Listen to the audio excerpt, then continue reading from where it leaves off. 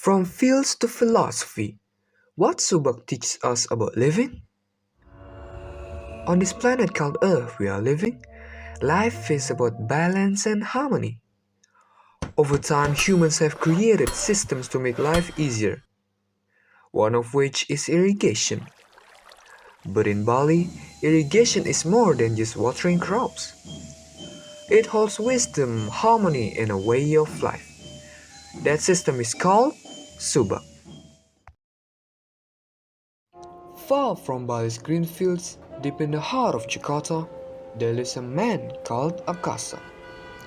His days were spent driving a taxi through crowded streets, picking up strangers, and repeating the same cycle every day. Outside, the city roared with honking cars and monotonous life. It never stopped.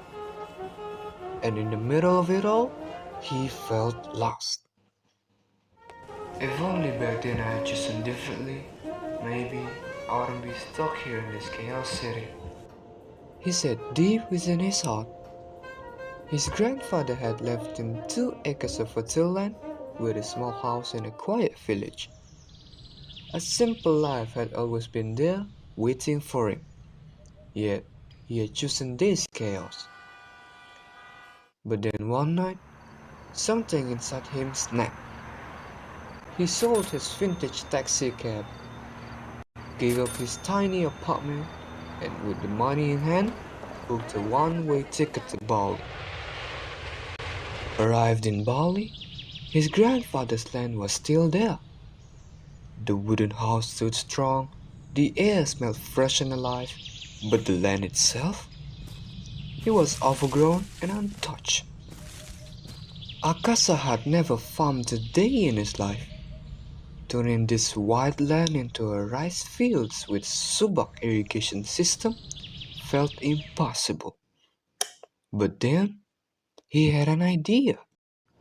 I cannot do this alone, but together, maybe we can, he said. So he called on his village, and they came. Elders with wisdom, young men with strength, women with experience, also children with curiosity, armed with modern and traditional tools. And so, they begin. The 200 days of Subak. They spent the first 40 days clearing the land, cutting grass, removing rocks, and plowing the soil using tractors, buffalo, and hoes. Over the next 40 days, they dug irrigation channels to connect the fields to the Subak system and built water gates to control water flow. From day 81 to day 120, they shaped and strengthened the rice fields to prevent erosion, adjusted water levels for balance, and held a blessing ceremony, praying for a successful harvest. Days 121 to 160 were spent leveling the soil and growing rice seedlings in seedbeds to develop strong roots. Finally, from day 161 to day 200, they transplanted the seedlings into the fields, marking the start of the growing season. Through hard work, patience, and teamwork, the land came back to life.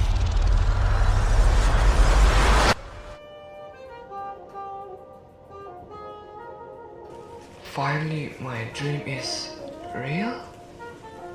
I don't even have the right words, just gratitude pouring from my heart.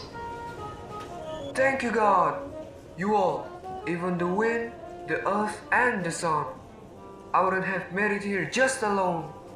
He screams loud and clear to the world. Sitting at the edge of his rice fields, golden sunlight reflecting on the water, Akasa smiled. The city's chaos, the offices, the plain life were distant memories now.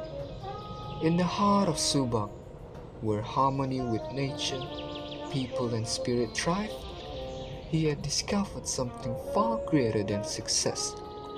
He had found balance, purpose, and eternal peace.